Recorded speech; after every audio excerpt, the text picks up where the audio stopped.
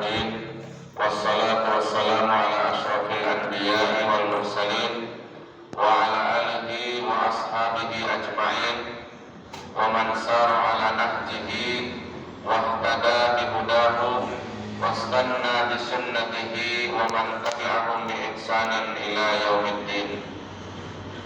فقال تبارك وتعالى في كتابه الكريم: أعوذ بالله من الشيطان الرجيم.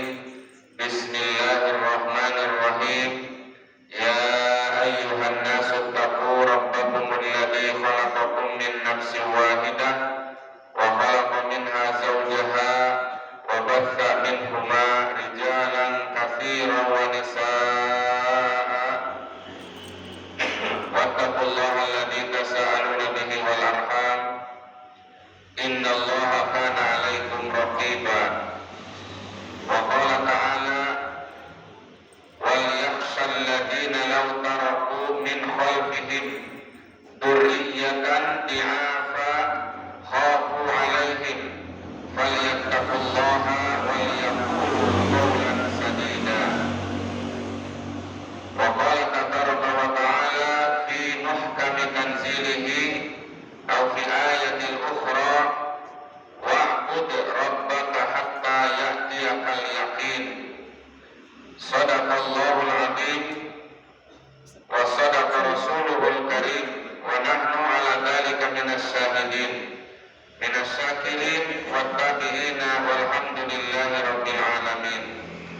أصبحنا وأصبح الملك لله والحمد لله لا إله إلا الله وحده لا شريك له له الملك وله الحمد وهو على كل شيء قدير.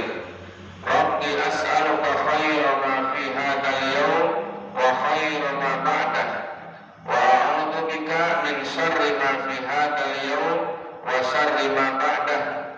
Ya Allah, di pagi ini kami memohon kepadamu segala kebaikan-kebaikan dan kebaikan-kebaikan setelahnya.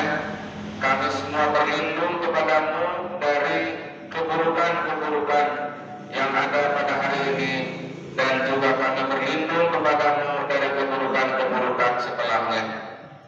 Rabbi a'udzu bika minal kasali wa su'il kibar. Wahai Rabb kami berlindung kepadamu dari sifat malas dan juga dari kesombongan yang ada di dalam hati. Allahumma alimna ma yanfa'una. Ya Allah, ajarkanlah kepada kami apa-apa yang memberi manfaat bagi kami. Wanfa'na bima 'allamtana, dan karuniakanlah kemanfaatan atas ilmu yang telah Kau ajarkan kepada kami. Allahumma inna na'udzubika, ya Allah kami berlindung kepadamu, min ilmin la yanfa', dari ilmu yang tidak bermanfaat. Kami berlindung kepadamu ya Allah, min amalin la yurfa', dari amalan-amalan yang tidak diangkat pahalanya. Wa na'udzubika ya Allah min qalbin la takhsha, kami berlindung kepadamu ya Allah dari hati yang tidak khusyuk saat melaksanakan ibadah. Dan kami berlindung kepadamu ya Allah min nafsin la tasba', dari hawa nafsu yang tidak pernah ada ujungnya. Usalli wa usallim ala khairi khalqihi arsalahu rahmatan lil alamin basyiran wa nadhira wa da'iyan ila Allah bi idnihi wa sirajan wa qamaran munira. Alhamdulillah wa syukur ala ni'amillah, para asatidz, para ustadzah yang kami muliakan, serta para santriwan-santriwati yang kami banggakan. Alhamdulillah pada subuh kali ini Allah memberikan kesempatan kepada kita untuk melaksanakan ibadah kewajiban kita menyembah Allah Subhanahu wa taala, beribadah kepada Allah Subhanahu wa taala. Kita berada di atas puncaknya nikmat akhirat, yakni nikmat iman dan nikmat Islam. Dan kita juga berada di atas puncaknya nikmat dunia, yakni nikmat sehat dan juga nikmat afiat. Alhamdulillah umur kita Allah sampaikan kepada hari ini, besok dan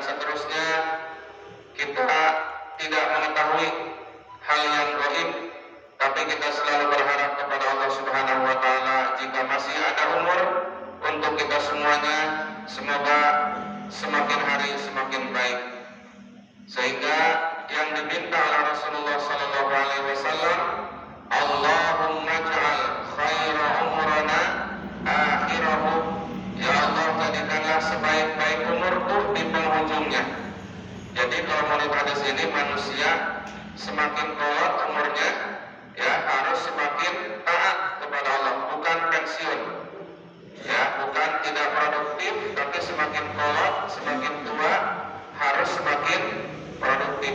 Sama dengan kita bertambah umur, ya harus semakin menyadari tentang kewajiban, harus semakin khusyuk, semakin banyak dalam beribadah kepada Allah Subhanahu wa taala. Wa ja'al khairu ayyamana yauma nalqaka fihi, dan jadikanlah bagi kami sebaik-baik hari kami ketika kami bertemu dengan Engkau ya Allah. Ya, ketika kita, hari terbaik kita bukan bertemu dengan orang tua, bukan bertemu dengan anak, bukan bertemu dengan istri. Adalah hari terbaik saat kita nanti bertemu dengan Allah Subhanahu wa taala. Ya, bertemu dengan pejabat itu biasa, tapi bertemu dengan Allah adalah berjuta-juta kali lipat luar biasa.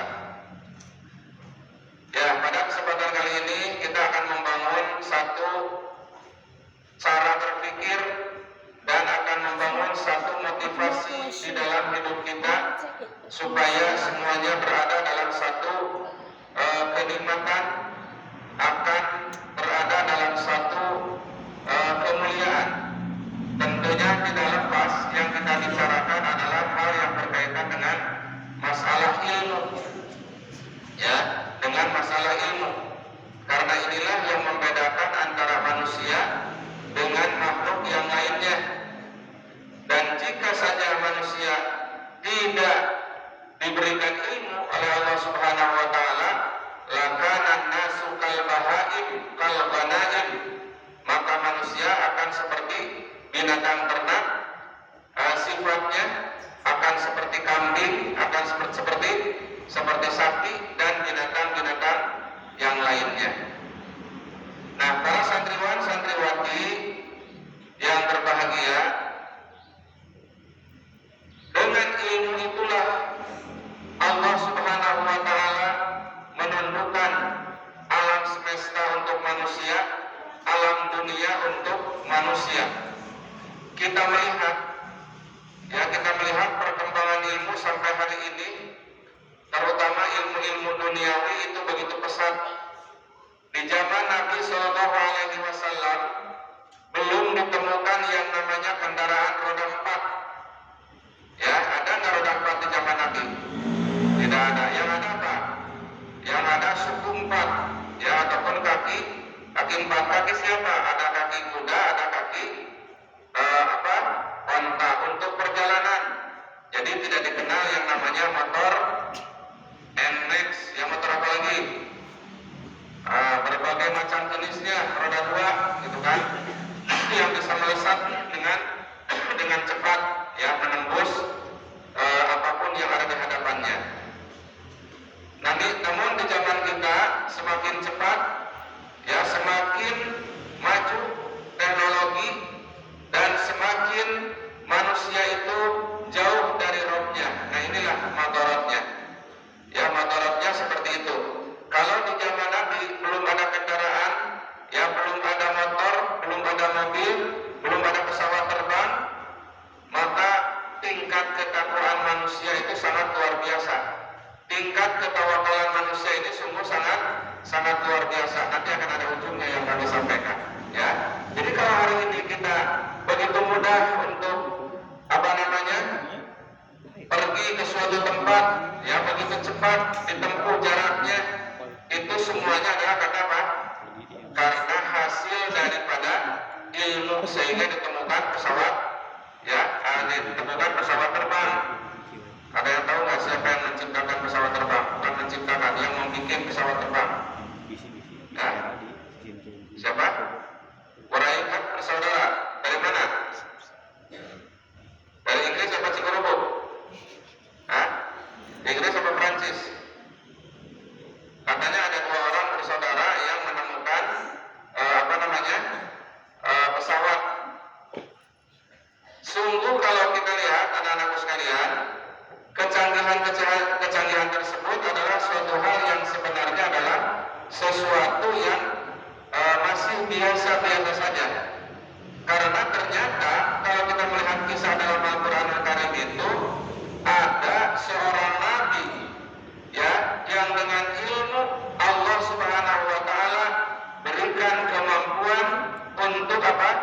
tunduk kepadanya angin. Ya, Nabi siapa? Nabi Sulaiman. Ya, jadi Nabi Sulaiman ini Allah Subhanahu wa taala berikan kemampuan sehingga angin ditundukkan oleh Allah Subhanahu wa taala. Kalau hari ini kita mau kemana-mana mungkin masih ada waktu, tapi Nabi Sulaiman kendaraannya apa? Nabi Sulaiman naik di atas angin, kemudian beliau bisa ya dalam beberapa kali balikan, ya puluhan kali dari ujung dunia sampai ke ujung dunia. Ya, beliau bisa berjalan diantarkan oleh angin, bisa hadir di ujung dunia yang pertama, kemudian di ujung yang berikutnya. Canggihan mana sekarang dengan dulu? Ya, kalau Nabi Muhammad SAW bisa melakukan perjalanan safar beliau dari mana? Dari Masjidil Haram ke Masjidil Aqsa. Di mana Masjidil Aqsa? Di Palestina. Jarak antara Masjidil Haram ke Masjidil Aqsa berapa jam? Jauh ya, sangat jauh sekali. Dari Masjidil Aqsa, Nabi Muhammad SAW bisa kemana? Naik ke langit yang ketujuh, ujungnya langit. Ya, kita bayangkan ada di langit yang ketujuh, ujung itu nggak ada lagi apa-apa. Ya, nggak tahu ada langit lagi atau enggak.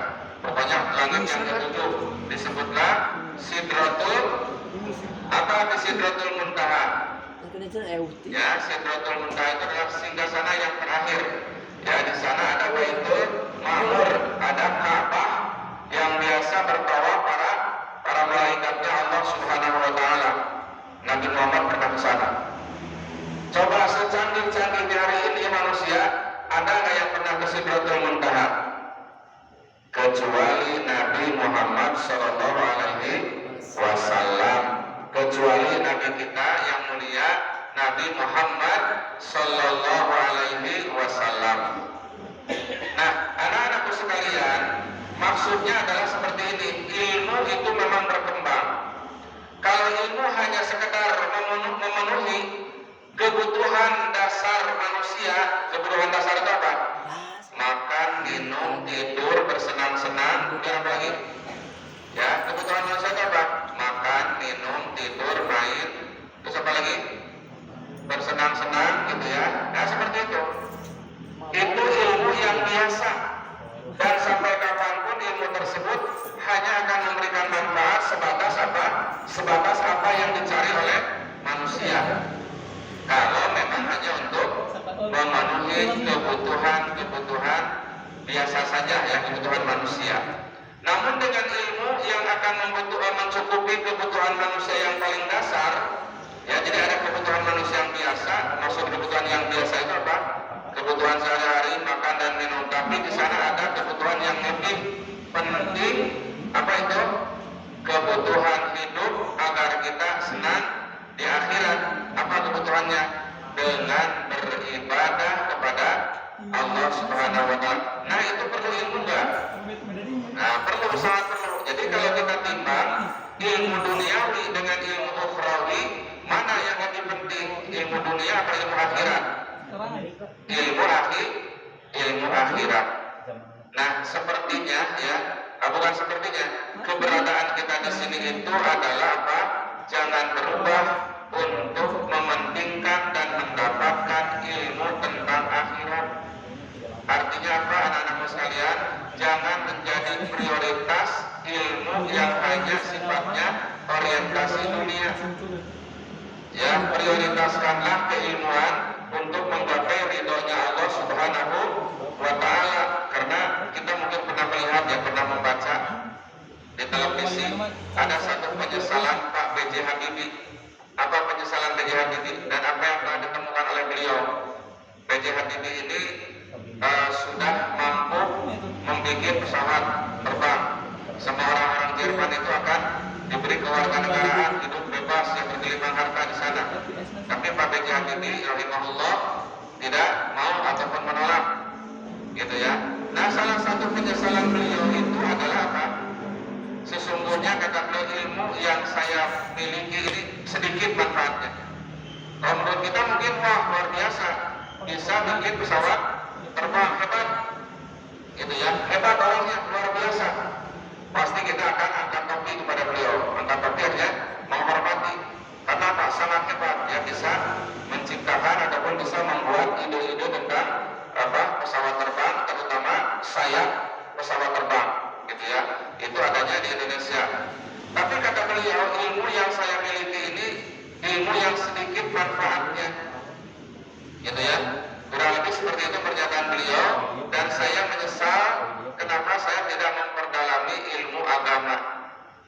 Ya, kata beliau, hafal ayat Al-Quran satu ayat itu lebih berharga daripada saya bisa menciptakan pesawat terbang. Itu orang hebat ya. Pak B.J. Habibie mengatakan hafal satu ayat Al-Quran itu adalah suatu ilmu yang lebih manfaatnya daripada sekedar saya bisa menciptakan pesawat terbang. Nah, artinya apa, anak-anakku sekalian, bahwasanya yang kita tekankan di sini ilmu yang paling pokok itu adalah ilmu tentang Al-Quran Al-Karim. Ya, sebagaimana kita sedang menjalani daurah Al-Quran Al-Karim, maka yakinkan dalam diri bahwa ilmu yang paling penting dalam kita hidup untuk didalaminya itu adalah ilmu yang berkaitan dengan Al-Quran. Ya, mestinya kita malu kalau sudah umur 14 tahun ataupun 15 tahun belum bisa membaca Al-Quran, apalagi keluar SMP Al-Mutakin yang disebutnya lembaga pendidikan Islam belum bisa baca Al-Quran, harusnya kita malu. Ya, maka tanamkan dalam diri kita motivasi untuk sesegera mungkin bisa baca Al-Quran, supaya saya bisa membaca Al-Quran lebih banyak, ya, lebih getol lagi, lebih mengisi waktu dengan baca Al-Quran Al-Karim. Karena apa? Baca Quran itu sebagai tanda cinta kita kepada Allah Subhanahu wa Ta'ala. Ya, jadi dengan membaca Al-Quran Al-Karim. Nah, kemudian selanjutnya bahwasanya dengan membaca Al-Quran Al-Karim, ya, dengan terus mempelajari Al-Quran Al-Karim ini juga adalah akan menjadi tanda kesuksesan seorang manusia di hadapan Allah Subhanahu wa Ta'ala. Kalau Pak Habibie mengatakan, ya, ilmu yang saya miliki ini hanya terbatas dan sedikit sekali manfaatnya, kata beliau, maka menghafalkan Al-Quran adalah ilmu yang akan terbawa sampai kematian.